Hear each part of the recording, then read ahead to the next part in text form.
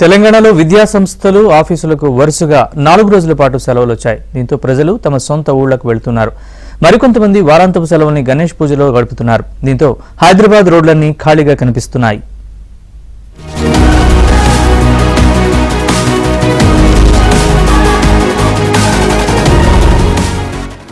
Greater పై long weekend effect పడింది. వరుస సెలవులతో నగరం ఖాళీ అయింది. హైదరాబాద్ లోని రోడ్లన్నీ బోసిపోయాయి. తెలంగాణలో పండుగలు, సాధారణ సెలవులు కలిపి స్కూల్స్, కాలేజీలు, ఆఫీసులకు మొత్తం 4 రోజుల పాటు సెలవులు వచ్చాయి. సెప్టెంబర్ 14న రెండో శనివారం, 15న ఆదివారం, 16న మిలాద్ ఉన్ నబీ, 17న గణేష్ నిమజ్జనోత్సవాలు రావడంతో స్కూళ్లు, కళాశాలలు, ప్రైవేట్, ప్రభుత్వ కార్యాలయాలకు వరుస సెలవులు వచ్చాయి. వరుసగా 4 రోజులు సెలవులు రావడంతో విద్యార్థులు, ఉద్యోగులు హాయిగా ఫ్యామిలీతో సమయం గడుపుతూ ఎంజాయ్ చేస్తున్నారు.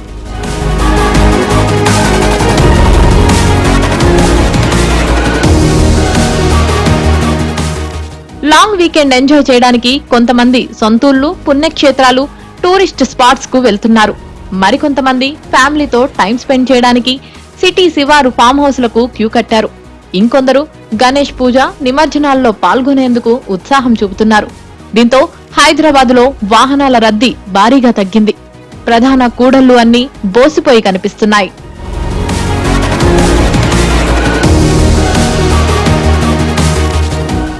ఇదిలా ఉంటే ఖైరతాబాదులోని సప్తముఖ మహాశక్తి గణపతి దర్శనానికి భక్తులు పోటెత్తారు.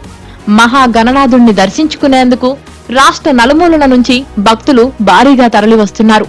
దీంతో ఖైరతాబాద్ లక్డీకాపూల్ మెట్రో స్టేషన్లో జనాలు కిటకిటలాడుతున్నారు.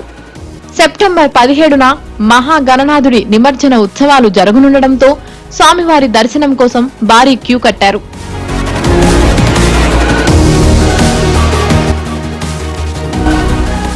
మొత్తంగా లాంగ్ వీకెండ్ తో హైదరాబాద్ నగరం బోసిపోయినట్లయింది. ప్రజలు ఊర్ల బాట పట్టడంతో రోడ్లన్నీ నిర్మానుష్యంగా మారాయి.